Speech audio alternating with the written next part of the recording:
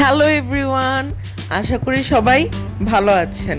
আমি শ্রেয়ান রাহাতুর্য চলে এলাম পাঁচমিশালি রান্নাঘরের পক্ষ থেকে নতুন একটি ব্লগ নিয়ে। সবাইকে বৃষ্টি ভেজা দিনের অনেক অনেক শুভেচ্ছা। গত এক সপ্তাহ ধরে লাগাতার অনেক বৃষ্টি হচ্ছে এবং আমাদের ছাদ বাগানের ফলগুলোও কিন্তু হৃষ্টপুষ্ট হয়ে গিয়েছে। তো চলুন আজকে কিছু ফল সংগ্রহ করা যাক। বর্ষাকাল কিন্তু বৃক্ষরোপণের জন্য উত্তম সময়। চলুন আমরা আমাদের বাড়ির আশেপাশে উঠোনে বা ছাদে যেখানে পারি যথাসম্ভব বৃক্ষরোপণ করি, অন্তত পক্ষে 2টা হলেও রোপণ করি, যাতে আমাদের পরিবেশ রক্ষা পায় এবং এই তীব্র গরমের হাত থেকেও যেন আমরা মুক্তি পাই। মধু মাসের প্রধান আকর্ষণ কিন্তু ফলের রাজা আম। আমাদের গাছগুলোতে কিন্তু থোকায় থোকায় আমও ধরেছে। আমরা খুব শীঘ্রই এই আমগুলো সংগ্রহ করব। এবার চলে এলাম আমাদের উপরের ছাদে। আমরা আমাদের উপরের ছাদে বিভিন্ন ধরনের গাছ রোপণ করেছি, যাতে আমাদের পরিবেশ রক্ষা পায়। ঢাকা শহর কিন্তু দিন দিন দূষণের দিকে চলে যাচ্ছে এবং প্রকৃতি নেই বললেই চলে।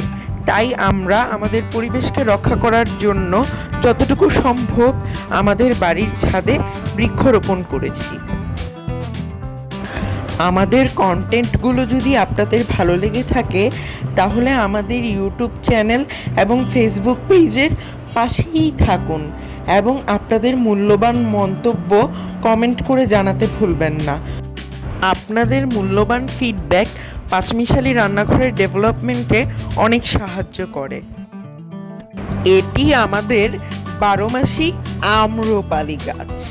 এই গাছে এই বছর অনেক আম ধরেছে। আমরা এই আমগুলো পরিপক্ক হলে সংগ্রহ করে নিব। আপনারাও যদি আমাদের মতো ছোট পরিসরে ছাদে বা বাড়ির আশেপাশে বাগান করতে চান এবং কিভাবে করতে চাচ্ছেন সেটি বুঝতে পারছেন না, তাহলে পাঁচমিশালি রান্নাঘরকে আপনারা নির্দ্বিধায় কমেন্টের মাধ্যমে প্রশ্ন করতে পারেন। আমরা আশা করছি যতটুকু সম্ভব ততটুকু পরামর্শ প্রদান করার। আশা করি আমাদের পরামর্শ আপনাদের উপকারে আসবে। আমাদের সবেদা গাছে এইবার বেশ কয়েকটি সবেদা হয়েছে এবং সেগুলো কিন্তু বেশ পরিপক্কও হয়ে গিয়েছে। তাই আমরা আমাদের গাছ থেকে কয়েকটি সবেদা সংগ্রহ করে নিচ্ছি।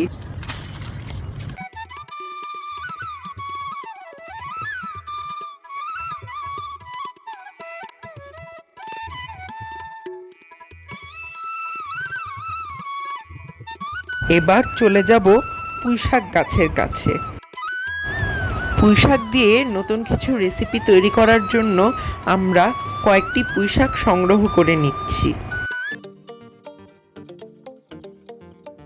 এবার বিদায় নিচ্ছি আমাদের ছাদ বাগান থেকে। আশা করি আমাদের আজকের ভ্লগটি আপনাদের সকলের অনেক ভালো লেগেছে। সবাই ভালো থাকবেন। আল্লাহ হাফেজ।